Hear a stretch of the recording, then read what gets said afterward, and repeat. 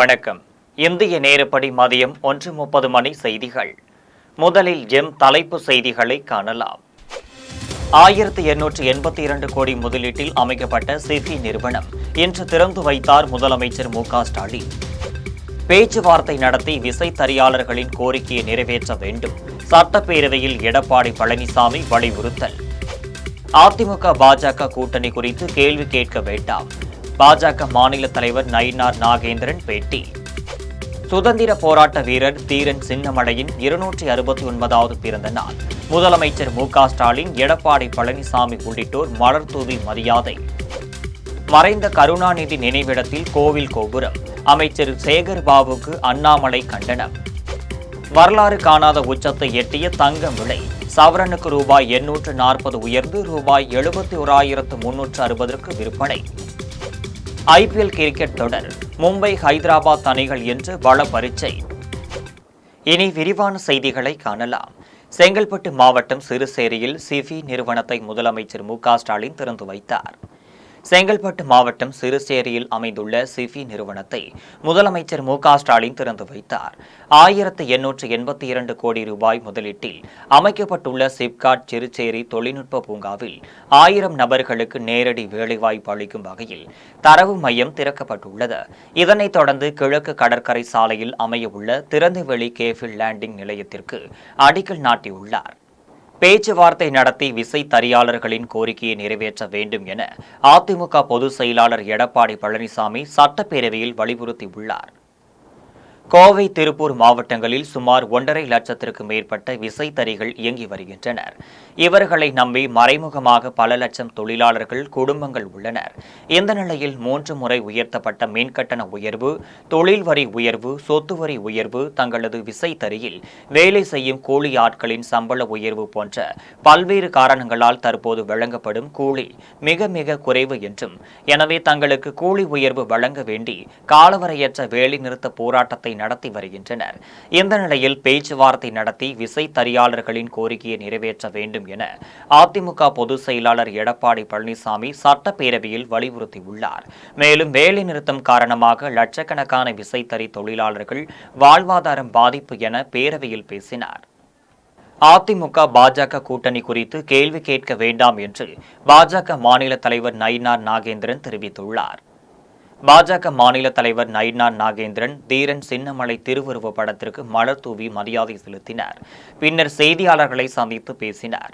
அப்போது அவர் அதிமுக பாஜக கூட்டணி குறித்து கேள்வியை கேட்க வேண்டாம் என்றும், திமுக ஆட்சியை மக்கள் விரோத ஆட்சியாக கருதுவதாகவும் கூறினார். தொடர்ந்து தமிழக மக்கள் நலன் கருதி மக்கள் நலன் சார்ந்த பிரச்சினைக்காக எல்லோரும் வர வேண்டும் என்று வேண்டுகோள் விடுத்துள்ளார்.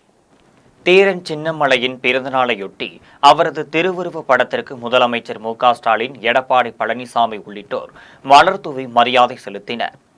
சுதந்திர போராட்ட வீரர் தீரன் சின்னமலையின் பிறந்தநாள் ஆண்டுதோறும் அரசு விழாவாக கொண்டாடப்பட்டு வருகிறது. தீரன் சின்னமலைக்கு அரசியல் கட்சி தலைவர்கள் பலர் மரியாதை செலுத்தி வருகின்றனர்.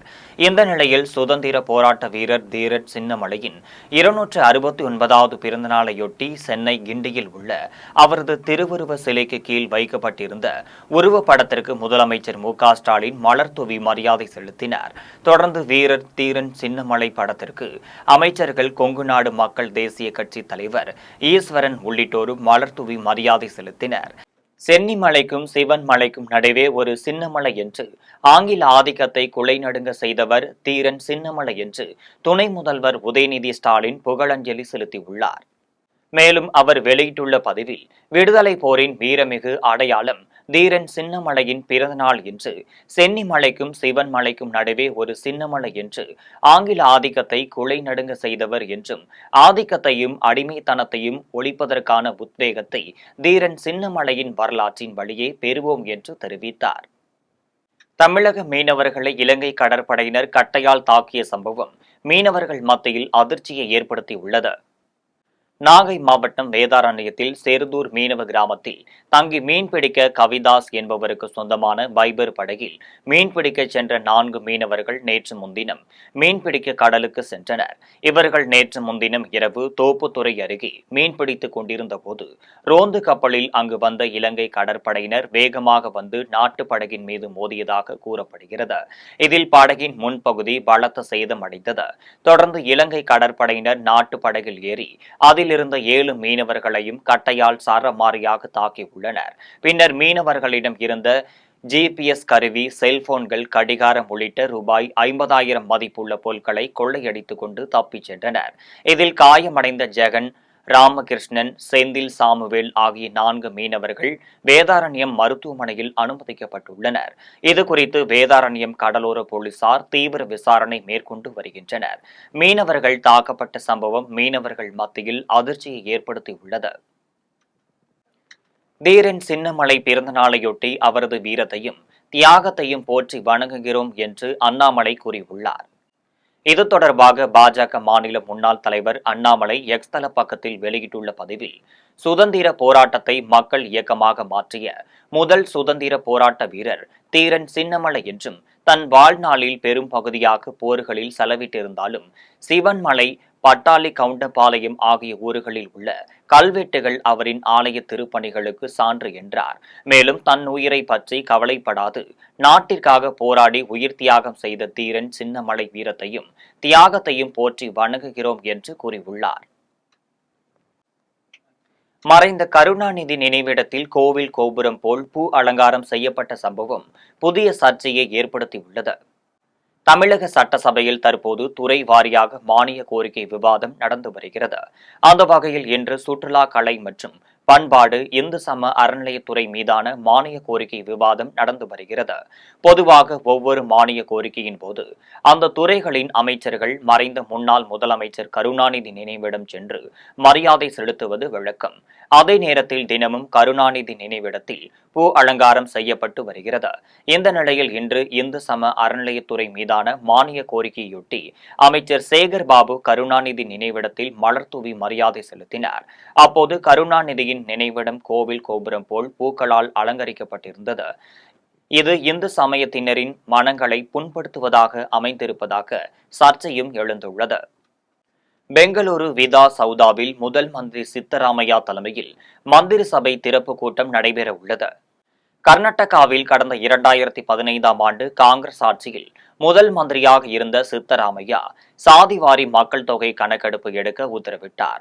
அதன் அடிப்படையில் கடந்த 11ஆம் தேதி முதல் மந்திரி சித்தராமையா தலைமையில் நடைபெற்ற மந்திரி சபை கூட்டத்தில் சாதிவாரி கணக்கெடுப்பு அறிக்கையை ஜெயபிரகாஷ் ஜெக்டோ தாக்கல் செய்தார். இதையடுத்து இந்த அறிக்கைக்கான நகல் மற்ற மந்திரிகளுக்கும் வழங்கப்பட்டது. தொடர்ந்து இதுகுறித்து பெங்களூருவில் ஏப்ரல் 17ஆம் தேதி மந்திரி சபை சிறப்பு கூட்டம் நடைபெறும் என்று அறிவிக்கப்பட்டது. அதன்படி பெங்களூரு விதான சவுதாவில் முதல் மந்திரி சித்தராமையா தலைமையில் இன்று மாலை 4 மணிக்கு மந்திரி சபை சிறப்பு கூட்டம் நடைபெற உள்ளதாக தெரிவிக்கப்பட்டுள்ளது. கேரள மாநிலம் கொல்லம் அருகே குறுக்கே வந்த வாகனத்தில் மோதாமல் இருக்க திருப்பிய இருசக்கர வாகனம் கட்டுப்பாட்டை இழந்து மின்கம்பத்தில் மோதியதில் கல்லூரி மாணவர் ஒருவர் பரிதாபமாக உயிரிழந்தார். கேரள மாநிலம் கொல்லம் மாவட்டம் தாளவா வடக்கு முறி பகுதியைச் சேர்ந்தவர் நந்ததேவன். இவரும் இவரது நண்பர் ஸ்ரீநாத் என்பவரும் இருசக்கர வாகனத்தில் கொல்லம் கருநாகப்பள்ளிக்கு தேசிய நெடுஞ்சாலை வழியாக சென்று கொண்டிருந்தனர். அப்போது கருநாகப்பள்ளி இட சந்திப்பு பகுதியில் வந்தபோது மற்றொரு இருசக்கர வாகனம் குறுக்கே வந்துள்ளது. அதில் மோதாமல் இருக்க நந்ததேவன் வாகனத்தை திடீரென திருப்பியுள்ளார். அப்போது கட்டுப்பாட்டை இழந்த இருசக்கர வாகனம் அருகிலிருந்த மின்கம்பத்தில் மோதி தூக்கி வீசப்பட்டது. இந்த விபத்தில் மாணவன் நந்ததேவன் சம்பவ இடத்திலேயே உயிரிழந்தார். மேலும் படுகாயமடைந்த அவரது நண்பர் ஸ்ரீநாத்தை அப்பகுதியினர் மீட்டு சிகிச்சைக்காக கோட்டயம் அரசு மருத்துவமனையில் அனுமதித்தனர். இந்த விபத்து குறித்து தகவல் அறிந்து வந்த காவல்துறையினர் அப்பகுதியில் பொருத்தப்பட்டிருந்த சிசிடிவி காட்சிகளை ஆய்வு செய்து விசாரணை மேற்கொண்டு வருகின்றனர். தென்காசி அருகே மனைவியின் கண்முன்னே கணவனின் தலையை துண்டித்த கொலை சம்பவம் தொடர்பாக 6 பேரிடம் காவல்துறையினர் விசாரணை நடத்தி வருகின்றனர். தென்காசி மாவட்டம் காசி மேஜர்புரத்தைச் சேர்ந்த குத்தாலிங்கம் என்பவர் கீழ்ப்புலியூரில் வசித்து வருகிறார். இந்த நிலையில் இவரின் சகோதரரான ஆனந்துக்கும் கடந்த 6 மாதங்களுக்கு முன்பு கொலை செய்யப்பட்ட பட்டுராஜ் கொலை வழக்கில் தொடர்பு இருப்பதாக கூறப்படுகிறது. இதனால் ஆனந்துக்கும் அவரது அண்ணன் குத்தாலிங்கத்திற்கும் அவ்வப்போது கொலை மிரட்டல் இருந்து வந்ததாக கூறப்படுகிறது. இந்த நிலையில் குத்தாலிங்கம் அவரது மனைவியுடன் கீழப்புலியூர் பகுதியில் உள்ள ரேசன் கடைக்கு சென்ற நிலையில் அங்கு வந்த மர்ம நபர் சிலர் குத்தாலிங்கத்தை சரமாரியாக வெட்டி தலையை துண்டித்து படுகொலை செய்துள்ளனர். மேலும் துண்டித்த தலையை கீழ்ப்புலியூரில் இருந்து 8 கிலோமீட்டர் தொலைவில் உள்ள காசிமேஜர்புரத்தில் ஏற்கனவே கொலை சம்பவம் நடந்த இடத்தில் போட்டுவிட்டு தப்பிச் சென்றனர். தகவல் அறிந்து வந்த தென்காசி காவல்துறையினர் நடத்திய முதற்கட்ட விசாரணையில் பழிவாங்கும் நடவடிக்கையாக இந்த கொலை சம்பவம் நடந்ததாக கூறப்படுகிறது. தொடர்ந்து போலீசார் இச்சம்பவம் குறித்து வழக்கு பதிந்து காசிமேஜர்புரம் பகுதியைச் சேர்ந்த 6 பேரை பிடித்து விசாரணை நடத்தி வருகின்றனர். மனைவி கண்முன்னே கணவனின் தலையை துண்டித்து கொலை செய்த சம்பவம் அப்பகுதியில் பெரும் பரபரப்பை ஏற்படுத்தியுள்ளது. திருப்பத்தூர் அருகே அழுகிய நிலையில் கிடந்த ஆண் சடலத்தை மீட்டு போலீசார் விசாரணை நடத்தி வருகின்றனர். திருப்பத்தூர் மாவட்டம் பெங்களூரில் இருந்து சென்னை செல்லும் தேசிய நெடுஞ்சாலை அருகே உள்ள ஏரியில் அழுகிய நிலையில் ஆண் சடலம் ஒன்று இருப்பதாக அப்பகுதி விவசாயிகள் காவல்துறையினருக்கு தகவல் அளித்தனர். இதையடுத்து சம்பவ இடத்திற்கு விரைந்து வந்த ஆம்பூர் கிராமிய காவல்துறையினர் அழுகிய நிலையில் மண்டை ஓடுடன் இருந்த சடலத்தை மீட்டு பிரேத பரிசோதனைக்காக ஆம்பூர் அரசு மருத்துவமனைக்கு அனுப்பி வைத்தனர். தொடர்ந்து இச்சம்பவம் குறித்து போலீசார் வழக்கு பதிந்து விசாரணை நடத்தி வருகின்றனர். காரைக்காலில் நடைபெற்ற பல்வேறு வளர்ச்சி திட்ட பணிகளுக்கான தொடக்க விழாவில் மத்திய மீன்வளத்துறை இணை அமைச்சர் ஜார்ஜ் சூரியன் மற்றும் துணைநிலை ஆளுநர் கைலாசநாதன் ஆகியோர் கலந்து கொண்டனர். புதுச்சேரி மாநிலம் காரைக்கால் அருகே திருவேட்டக்குடியில் உள்ள தேசிய தொழில்நுட்ப வளாகத்தில் பாரத பிரதமரின் மீன்வள மேம்பாட்டு திட்டத்தின் கீழ் பல்வேறு வளர்ச்சி திட்ட பணிகளுக்கான தொடக்க விழா நடைபெற்றது. மத்திய மீன்வளத்துறை இணை அமைச்சர் ஜார்ஜ் சூரியன் மற்றும் துணைநிலை ஆளுநர் கைலாசநாதன் ஆகியோர் சிறப்பு விருந்தினர்களாக கலந்து கொண்டனர். விழாவில் பாண்டிச்சேரியில் மீன் இறங்குதளம் கட்டுவதற்கு சென்னை IIT உடனான ஒப்பந்தம் மற்றும் கடலில் கூண்டு மீன் வளர்ப்பு ஆய்வு நடத்துவதற்கான புரிந்துணர்வு ஒப்பந்தம் உள்ளிட்டவை கையெழுத்திடப்பட்டது. நிகழ்ச்சியில் சட்டப்பேரவைத் தலைவர் செல்வம், அமைச்சர்கள் லட்சுமி நாராயணன், திருமுருகன் உட்பட பலர் கலந்து கொண்டனர். மத போதகர் ஜான் ஜெபராஜ் பாலியல் வழக்கில் சம்பந்தப்பட்ட மற்றொரு குற்றவாளியை போலீசார் கைது செய்து சிறையில் அடைத்துள்ளனர். தென்காசி மாவட்டம் ஜாம்பவர் வடகரை பகுதியைச் சேர்ந்த மத போதகர் ஜான் ஜெபராஜ் பாலியல் வழக்கில் கடந்த 13ஆம் தேதி போலீசாரால் கைது செய்யப்பட்டார். தற்போது இந்த வழக்கு தொடர்பாக துடியலூர் பகுதியைச் சேர்ந்த பென்னட் ஹாரிஸ் என்பவரை கோவை காந்திபுரம் மத்திய அனைத்து மகளிர் காவல்துறையினர் கைது செய்தனர். இவர் ஜான் ஜெபராஜின் உறவினர் என கூறப்படுகிறது. இதையடுத்து போலீசார் அவரை நீதிமன்றத்தில் ஆஜர்படுத்தி மத்திய சிறையில் அடைத்தனர். ஜான் ஜெபராஜ் என்கிற மத வியாபாரி ஒருவர் போக்சோ சட்டத்திலே கைது செய்யப்பட்டார். நேற்று இரவு அவருடைய உடன் குற்றவாளி ஒருவர் பென்னட் ஹாரிஸ் என்பவர் கைது செய்யப்பட்டிருக்கிறார். வாணியம்பாடி அருகே தடுப்பணையில் குளிக்கச் சென்ற கட்டிட மேஸ்திரி நீரில் மூழ்கி மாயமானதால் தீயணைப்பு துறையினர் தேடும் பணியில் ஈடுபட்டு வருகின்றனர். திருப்பத்தூர் மாவட்டம் ஜோலார்பேட்டை அடுத்த கூத்தாண்டகுப்பம் பகுதியைச் சேர்ந்தவர் கட்டிட மேஸ்திரி சண்முகம். இவர் தனது உறவினர்களுடன் சேர்ந்து வாணியம்பாடி அருகே தமிழக ஆந்திர எல்லை பகுதியில் உள்ள தடுப்பணையில் குளிக்க சென்றுள்ளார். அப்போது எதிர்பாராத விதமாக நீரில் மூழ்கி சண்முகம் மாயமானார். இதை கண்ட அவரது மனைவி மற்றும் உறவினர்கள் அவரை காப்பாற்ற முயன்றுள்ளனர். இதனை அடுத்து தகவல் அறிந்து விரைந்து வந்த ஆந்திர மாநில போலீசார் மற்றும் தீயணைப்பு துறையினர் சண்முகத்தின் உடலை தேடும் பணியில் ஈடுபட்டு வருகின்றனர். பூந்தமல்லியில் கஞ்சா விற்பனை செய்தவரை போலீசார் கைது செய்து அவரிடமிருந்த 12 கிலோ கஞ்சாவை பறிமுதல் செய்தனர். சென்னை பூந்தமல்லி பைபாஸ் அருகே உள்ள பேருந்து நிலையத்தில் இருந்து கஞ்சா கடத்தி செல்லப்படுவதாக வந்த தகவலை அடுத்து பூந்தமல்லி மதுவிலக்கு போலீசார் தீவிர கண்காணிப்பில் ஈடுபட்டனர். இந்த நிலையில் சந்தேகத்திற்கு இடமாக நின்று கொண்டிருந்த நபரிடம் சோதனை செய்தபோது அவரிடம் கஞ்சா இருப்பது கண்டுபிடிக்கப்பட்டது. பின்னர் போலீசார் நடத்திய விசாரணையில் அவர் விழுப்புரம் மாவட்டத்தைச் சேர்ந்த மணிகண்டன் என்பதும் கஞ்சாவை மொத்தமாக வாங்கி பதுக்கி வைத்து விற்பனை செய்து வந்ததும் தெரியவந்தது. இதையடுத்து அவரை கைது செய்த போலீசார் அவரிடம் இருந்து 12 கிலோ கஞ்சாவை பறிமுதல் செய்தனர். வால்பாறை அருகே தேயிலை தோட்டத்தில் காட்டு மாடு தாக்கி தொழிலாளர்கள் இருவர் படுகாயமடைந்துள்ளனர். கோவை மாவட்டம் வால்பாறை அருகே தோணிமுடி எஸ்டேட் தேயிலை தோட்டத்தில் தொழிலாளர்கள் தேயிலை பறிக்கச் சென்றனர். அப்போது தேயிலை செடிக்குள் தூங்கிக் கொண்டிருந்த காட்டு மாடு ஒன்று திடீரென்று பாய்ந்து தாக்கியது. இதில் அசாமைச் சேர்ந்த முதியவர் கனியாலை மற்றும் அஸ்தான் கத்தான் என்ற இளைஞரும் பலத்த காயமடைந்தனர். இதனை கண்ட சக தொழிலாளர்கள் காயமடைந்த இருவரையும் மீட்டு பொள்ளாச்சி அரசு மருத்துவமனையில் சேர்க்கப்பட்டு சிகிச்சை அளிக்கப்பட்டு வருகிறது. இதையடுத்து மானாம்பள்ளி வனசரக அலுவலர் கிரிதரன் ஆலோசனையின்படி காயமடைந்த இருவரின் குடும்பத்தினருக்கு வனத்துறை சார்பாக தலா 5000 ரூபாய் நிவாரணத் தொகை வழங்கப்பட்டது. காட்டு மாடு தாக்கி இருவர் காயமடைந்த சம்பவம் அப்பகுதி தொழிலாளர்களிடையே பெரும் அச்சத்தை ஏற்படுத்தியுள்ளது. உளுந்தூர்பேட்டை அருகே உங்களை தேடி உங்கள் ஊரில் திட்டத்தின் கீழ் மாவட்ட ஆட்சியர் கிரண் குராலா நேரில் சென்று ஆய்வு செய்தார். கள்ளக்குறிச்சி மாவட்டம் உளுந்தூர்பேட்டை வட்டம் ஆதனூர் கிராமத்தில் உங்களை தேடி உங்கள் ஊரில் திட்டத்தின் கீழ் மேற்கொள்ளப்பட்டு வரும் தூய்மை பணிகளை மாவட்ட ஆட்சித்தலைவர் நேரில் சென்று பார்வையிட்டார்.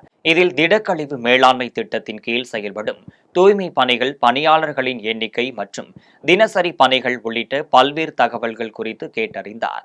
மேலும் தினசரி தூய்மை பணிகள் சிறப்பாக மேற்கொள்ள வேண்டும் என்றும் பணியாளர்களுக்கு அறிவுறுத்தினார். தூத்துக்குடியில் மக்களவை எதிர்க்கட்சித் தலைவர் ராகுல் காந்தி மற்றும் சோனியா காந்தி மீது தொடரப்பட்ட வழக்கை திரும்பப் பெற வலியுறுத்தி காங்கிரஸ் கட்சியினர் ஆர்ப்பாட்டத்தில் ஈடுபட்டனர்.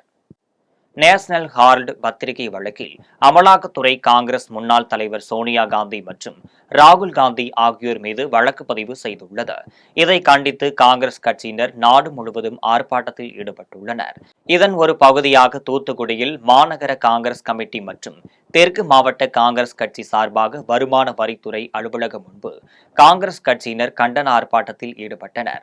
மாநகர காங்கிரஸ் கமிட்டி தலைவர் முரளிதரன் தலைமையில் நடைபெற்ற இந்த ஆர்ப்பாட்டத்தில் ராகுல் காந்தி மற்றும் சோனியா காந்தி மீது போடப்பட்ட வழக்கை திரும்பப் பெற வலியுறுத்தி மத்திய அரசிற்கு எதிர்ப்பு தெரிவித்து கண்டன கோஷங்களை எழுப்பினர். காங்கிரஸ் பேரியக்கம் பல சொத்துக்களை வாங்கியது.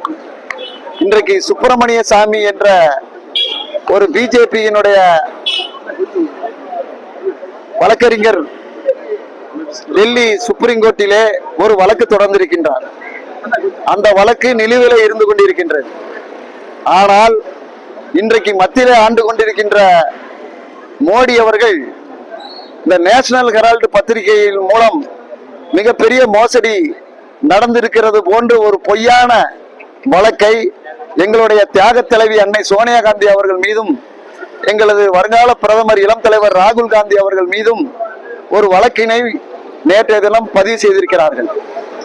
இன்றைக்கு இந்தியா முழுவதும் அகில இந்திய காங்கிரஸ் கட்சியினுடைய தலைவர் கார்கே அவர்களும் தமிழ்நாடு காங்கிரஸ் கமிட்டியினுடைய தலைவர் எழுச்சிமிகு தலைவர் செல்வ பெருந்தையா அவர்களுடைய வேண்டுகோளுக்கு இணங்க இந்த பொய்யான வழக்கை பதிவு செய்திருக்கின்ற மோடி அரசை, பாசிச அரசை கண்டித்து இன்றைக்கு இந்தியா முழுவதும் கண்டன ஆர்ப்பாட்டம் நடத்திட வேண்டும் என்று. வாலாஜாபேட்டை அருகே சாலை ஓரத்தில் உள்ள புத்து கோவிலை அகற்றியதால் அப்பகுதி மக்கள் நெடுஞ்சாலைத்துறை அதிகாரிகளிடம் வாக்குவாதத்தில் ஈடுபட்டனர். ராணிப்பேட்டை மாவட்டம் வாலாஜாபேட்டை அருகே அம்மூர் பகுதியில் சாலை விரிவாக்க பணி நடைபெற்று வருகிறது. அதன் அருகில் அமைந்துள்ள காளியம்மாள் புத்து வடிவ கோவிலை அப்பகுதி மக்கள் நீண்ட நாட்களாக வழிபட்டு வருகின்றனர். இந்த நிலையில் அதே பகுதியைச் சேர்ந்த தனிநபர் ஒருவர் கோவிலை இடிக்க வலியுறுத்தியுள்ளார். இதையடுத்து அந்த தனிநபர் நெடுஞ்சாலைத்துறை அதிகாரிகளின் உதவியுடன் கோவிலை இடித்ததாக கூறப்படுகிறது. இதனால் அப்பகுதி மக்கள் அதிகாரிகளிடம் வாக்குவாதத்தில் ஈடுபட்டு அப்புறப்படுத்தப்பட்ட சிலையை மீட்டு அதே இடத்தில் மீண்டும் நிறுவி பூஜை செய்து வழிபட்டனர். மேலும் அதிகாரிகள் கோவிலை அப்புறப்படுத்தினால் தொடர்ந்து சாலை மறியல் போராட்டம் நடத்த உள்ளதாகவும் தெரிவித்துள்ளனர். இனி வருவது விளையாட்டு செய்திகள்.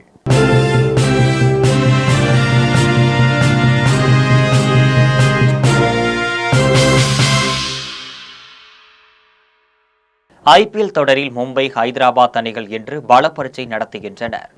ஐபிஎல் தொடரின் 18வது சீசன் இந்தியாவின் பல்வேறு நகரங்களில் விறுவிறுப்பாக நடைபெற்று வருகிறது.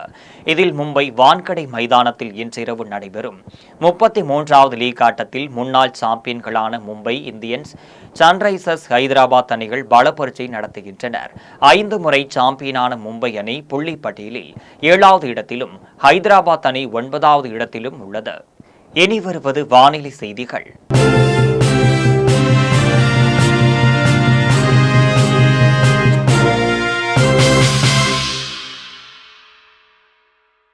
தமிழகத்தில் 3 மாவட்டங்களில் மழைக்கு வாய்ப்புள்ளது என சென்னை வானிலை ஆய்வு மையம் தகவல் தெரிவித்துள்ளது. தென்னிந்திய பகுதிகளில் மேல் வளிமண்டல கீழடுக்கு பகுதிகளில் கிழக்கு மற்றும் மேற்கு திசை காற்று சந்திக்கும் பகுதி நிலவுகிறது. இதன் காரணமாக இன்று முதல் 22ஆம் தேதி வரை தமிழகத்தில் ஒரு சில இடங்களிலும் புதுவை மற்றும் காரைக்கால் பகுதிகளிலும் லேசானது முதல் மிதமான மழை பெய்யக்கூடும் என சென்னை வானிலை ஆய்வு மையம் தெரிவித்திருந்தது. இந்த நிலையில் தமிழகத்தில் 3 மாவட்டங்களில் இன்று மழைக்கு வாய்ப்பு உள்ளதாக சென்னை வானிலை ஆய்வு மையம் தெரிவித்துள்ளது.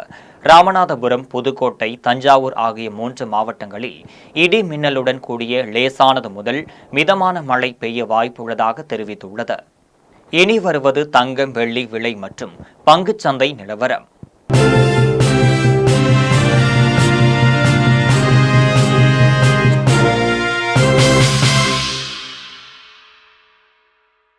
சென்னையில் ஆபரண தங்கத்தின் விலை ஒரு சவரன் 71,360 ரூபாய்க்கு விற்பனை செய்யப்படுகிறது. சென்னையில் இன்று ஆபரண தங்கத்தின் விலை கிராமிற்கு 105 ரூபாய் அதிகரித்து 8,920 ரூபாய்க்கு விற்பனை செய்யப்படுகிறது. மேலும் ஒரு சவரன் 840 ரூபாய் அதிகரித்து 71,360 ரூபாய்க்கு விற்பனை செய்யப்படுகிறது. 24 கேரட் தூய தங்கம் ஒரு சவரனுக்கு 77,848 ரூபாய்க்கு விற்பனை செய்யப்படுகிறது. மேலும் ஒரு கிராம் வெள்ளி 110 ரூபாய்க்கும் 1 கிலோ வெள்ளி 1,10,000 ரூபாய்க்கும் விற்பனை செய்யப்படுகிறது. மும்பை பங்குச்சந்தை இன்று உயர்வுடன் காணப்படுகிறது. மும்பை பங்குச்சந்தை குறியீட்டு எண் சென்செக்ஸ் 172 புள்ளிகள் அதிகரித்து 77,216 புள்ளிகளில் வணிகமாகிறது. தேசிய பங்குச்சந்தை குறியீட்டு எண் நிப்டி 39 புள்ளிகள் அதிகரித்து 23,476 புள்ளிகளில் வணிகமாகிறது. மீண்டும் ஜெம் தலைப்பு செய்திகள். 1,882 கோடி முதலீட்டில் அமைக்கப்பட்ட சிஃபி நிறுவனம் இன்று திறந்து வைத்தார் முதலமைச்சர் மு க ஸ்டாலின். பேச்சுவார்த்தை நடத்தி விசைத்தறியாளர்களின் கோரிக்கையை நிறைவேற்ற வேண்டும், சட்டப்பேரவையில் எடப்பாடி பழனிசாமி வலியுறுத்தல். அதிமுக பாஜக கூட்டணி குறித்து கேள்வி கேட்க வேண்டாம், பாஜக மாநில தலைவர் நயினார் நாகேந்திரன் பேட்டி. சுதந்திர போராட்ட வீரர் தீரன் சின்னமலையின் 269வது பிறந்த நாள். முதலமைச்சர் மு க ஸ்டாலின், எடப்பாடி பழனிசாமி உள்ளிட்டோர் மலர் தூவி மரியாதை. மறைந்த கருணாநிதி நினைவிடத்தில் கோவில் கோபுரம். அமைச்சர் சேகர் பாபுக்கு அண்ணாமலை கண்டனம். வரலாறு காணாத உச்சத்தை எட்டிய தங்கம் விலை சவரனுக்கு ரூபாய் 840 உயர்ந்து ரூபாய் 71,360க்கு விற்பனை. ஐபிஎல் கிரிக்கெட் தொடர் மும்பை, ஹைதராபாத் அணிகள் என்று பல பரீட்சை. இத்துடன் ஜெம் செய்திகள் நிறைவடைகின்றன. மீண்டும் ஜெம் செய்திகள் மாலை 6 மணிக்கு. உடனுக்குடன் செய்திகளை காண GemLive.tv என்ற இணையதளத்தில் இணைந்திருங்கள். நன்றி, வணக்கம்.